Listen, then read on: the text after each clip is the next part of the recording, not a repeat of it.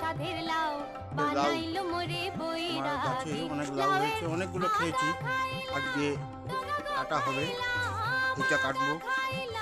এই যে চালের উপরে দেখা যাচ্ছে প্রচুর লাউ হয়েছে।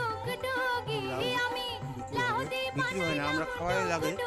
আর দুই একটা বানাইলো মোরে বইরাগি সাধের লাউ বানাইলো মোরে বইরাগি। লাউয়ের গাছ, লাউয়ের ডগাটাও তরকারি, শাক তরকারি খাওয়া যায়, ভালো একটা উপকারী জিনিস। লাউ, শাকের লাউ, এটার কোনো ফেলনা নেই, গাছের ডগাও খাওয়া যায়, আবার লাউটাও তরকারি হিসাবে খাওয়া যায়। পুরা ঢোলে অবশ্য ভালো লাগে না, কচিতেই খেতে হয়।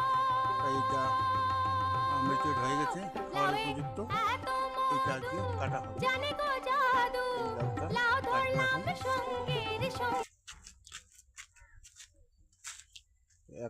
একা কাটছি, এই লাউটা আমি কেটে নিচ্ছি।